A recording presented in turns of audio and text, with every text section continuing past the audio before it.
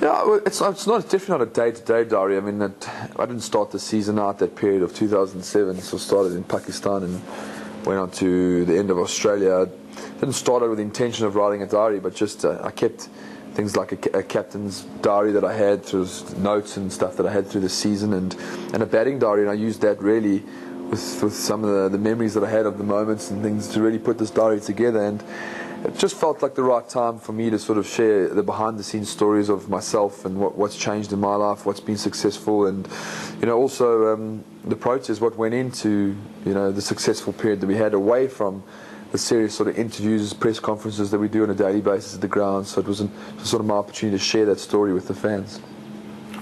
It's been an incredible 18 months for South African cricket. Beating England in England was a massive achievement, but the series win in Australia must have really been sweet. It was, and I talk about in the book how it all started sort of in Pakistan 2007, how we sort of changed our thoughts and our plans, and how we sort of went on our way to sort of the season ahead. And to win in England the first time since readmission, I mean, that was a terrific moment for all of us. What an honour. And then Australia was even bigger, I guess, because no one had done it in sort of 16, 17 years. It was the first time ever a South African team had won there. So for us, it was a terrific feeling and huge satisfaction. I talk a lot about the behind-the-scenes stuff and celebrating the plans and the tours and stuff. So it was really nice to share the story again. When I was talking about it, I found myself sort of going back into those moments that we had. It was a great feeling. You've been hounded by the media in Australia in previous years. Tell us about how you've changed as an individual from the first time you toured Australia to the second.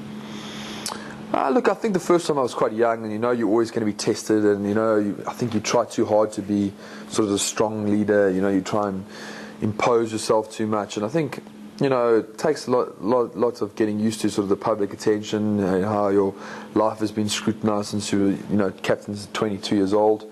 And for me, just being comfortable lately, just being myself, that's the hardest thing, is being comfortable enough to allow people to see who you are and what you are. And I really struggled with that up front, I think, in the first couple of years, being a young guy. I don't think myself, finding myself in this whole world was never easy. So we went to Australia with a specific plan of just really, making sure that we were good enough on the cricket field, really focused on our cricket, and really allow the other stuff to sort of just take care of itself. We really didn't want anything to get in our way, and I think sometimes it's so easy to allow the Australian media or the Australian public to sort of get in your way, and we just really wanted to focus all our attentions and our energies on performing well in Australia, and it actually worked for us. Did you make a conscious decision to change as an individual? Was it? Yeah, I think the biggest conscious decision was just to allow people to see me, to allow myself to be more comfortable in the environment, not feeling like I always had to prove to everybody that I was good enough or I was strong enough to handle the job. I mean, I guess when you're 23 and 22, you're getting questioned a lot whether you're good enough, and you're always under pressure, so you're always trying to show that you're strong enough, and in doing that maybe you come across in the wrong way. But it was really the only way I knew to sort of get through the job at such a young age, so it's nice that I've been supported and backed through to this point in my captaincy, where I can really enjoy the success of being South African captain, building the team, and individually also. It's been a great period, so it was nice to reach. I think people have kind of grown with me over the period of time, seen me as a young guy, and I'm 28, hopefully, but still a long way to go, but it's just been a great roller coaster. The high of Australia, coming back to a great reception, Joe International all over Tambo. That series loss against Australia and South Africa, how disappointing was that, and what do you put it down to? Yeah, it was very disappointing. I think we had done so much in that period of time. We were always, every series, we were so well prepared. We had planned it out so well. Coming back from Australia, as you say, it was just another world for all of us. I think so many guys' lives changed in that period of time. From someone like JP was relatively unknown before the tour, came back a national hero, and dealing with that expectation, a different style of reputation on your shoulders, I think was something that we needed to get used to. But I think also, we played in the 2020 format domestically, which was right. We have a role to play in the domestic formats and the sponsors, and that kind of took us right up until sort of 5 days before the test match. So we never really got the specific preparation as a team that I think we needed, and we kind of rushed into those first test matches. We really only found our feet after the second test, when we had a lengthy break. Guys went away. We prepared on a few different, really did what we needed to do, and got inside work and won that test, won the one-day series after that. So it was a nice way to finish, but disappointing because we know we were capable of beating Australia here also. Getting back to Australia, what are your impressions of the Ashes so far, and who do you tip to win the series? Yeah, it's a difficult one for me to answer. I kind of hope that it's a 2-2 draw or something. We're watching. Obviously, I think there's a lot of fans also sort of fighting which one to support. Who I tip, I don't know. I think if England can keep putting runs on the board with the bat, then they've got a really good bowling attack. I think they'll keep putting Australia under pressure. But playing England is tough. And the more Australia go without success, the harder it's going to get. The more the crowd gets on their back, the more the media starts to hype up England, and you just start to feel that whole pressure just building up on you. So it'll be interesting to see. I think the next Test match is going to be quite pivotal in the series. And then getting the Champions Trophy that's just around the corner. Can the Proteas win that elusive piece of big time silver, so to speak? Yeah, I mean that would be nice. I mean when we set out on this 2007, 2008, 2009 period, we were there were so many firsts that lay ahead of us, in that period. I mean, winning England, winning Australia, we won both series in Pakistan in that period also. Drew with India. So I guess in the next 10 months we've got a World Cup, we've got a World Cup 2020 also, and a Champions Trophy. And if we could get our hands on at least one of those trophies, and hopefully get rid of the sort of the tags that have just sort of built up over the last whatever it is, 18 years that we've been involved in international sports again, just really just get hold of one of those trophies at least would be nice. We're definitely capable of it. We have the belief that we can. I think the squad is very confident. A great blend of different styles and different personalities and experience and youth. So there's no doubt that we can. It's just hopefully get it together and get a little bit of luck and make it count. Kevin Peterson said on Sky News last week that he couldn't comfortably predict that Test cricket would be around in 10 years' time. What are your thoughts regarding T20 cricket versus Test cricket? I guess it's always difficult to predict sort of 10, 20 years ahead, but I think 99% of cricketers today want to be tested at Test level. It really is the game that's got great traditions. It's got the real test of your skill. 5 days. You'll never really find a bits and pieces cricketer playing Test cricket. It's a real test of your ability. I think it's just from my perspective, it's a separate marketable entity to the shorter formats of the game. I think it's got great intrigue.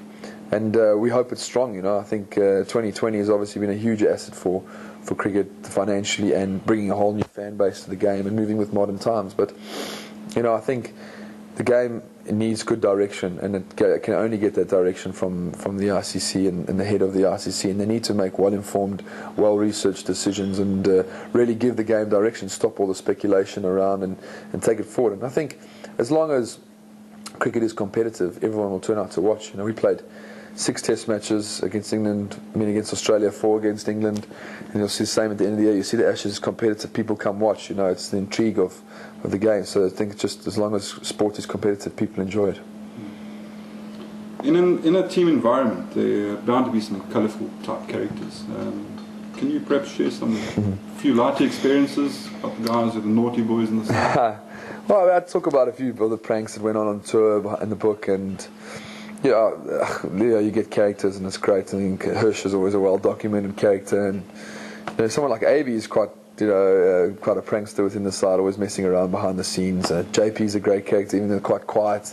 He's got a great character about him. Neil Mack was one of the funniest guys I've ever played with. Then you got other characters like Jakes, who's very quiet and sort of just gets on and got a really sarcastic sense of humour. So there's a number of guys that sort of just all find our place in the environment. We become like a family. I think 2008 we spent something like 180, 190 days away from home. So you sort of get to know each other very well and just sort of find your place in that environment.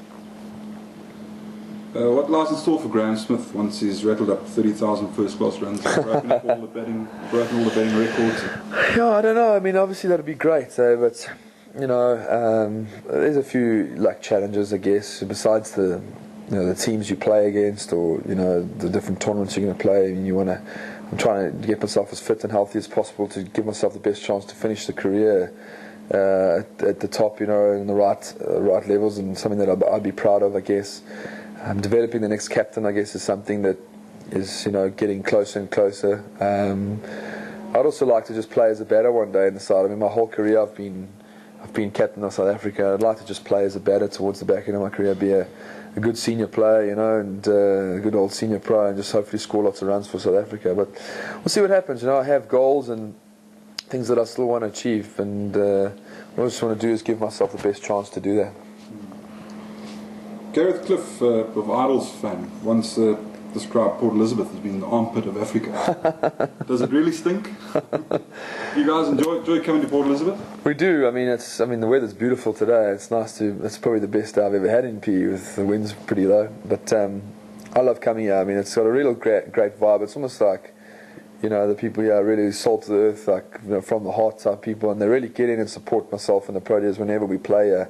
I mean, the St George's Park has got to be one of the best atmospheres around. Even though it's not one of the biggest stadiums in the world, it's just got a unique feel to it, and the atmosphere of playing here is certainly ones that you know, stay with us for a while whenever we come through PE. So we certainly do enjoy coming here, and also you guys produce a hell of a lot of talented cricketers coming out of this area, the whole Eastern Cape area. So it's an important part for South African cricket. Tell us a bit about Wayne Parnell and how he's come on, as well as Johan Botha.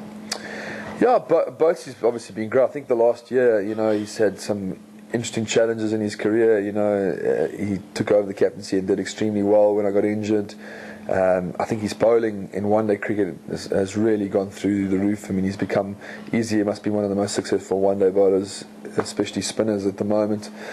And he's a great asset to the team, hard worker. You know, Parney's a young guy. He's a young, vibrant guy, and I've been amazed at how well he's done. You know, we know he's got the talent, but 19, 20, he's handled himself well. He's bowled well under pressure, and he's got a great character about him. And I know he's, you know, as long as we can keep him, you know, in the right direction and keep building his career, he's going to have a lot of good moments. There's Lonwabo Tsotsobi also, who's, I know he had a little bit of a knee injury at the back end of last season, but he's also starting to make strides and starting to get back into the team. So, you know, there's a lot of talent coming through this area, and they're important for where we go as Proteas.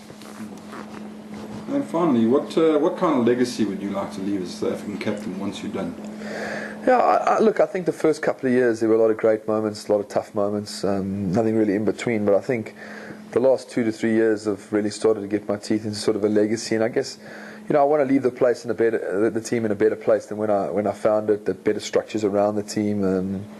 You know, and hopefully it'll be at the top of the game, and the next guy can sort of impart his own personality onto the team and where he would like to take the Proteas. But yeah, I think the spirit with which the team is playing now, the way they're handling themselves off the field, you know, is something that's important. And I think all of us are, you know, becoming more acutely aware of the role we play in South Africa.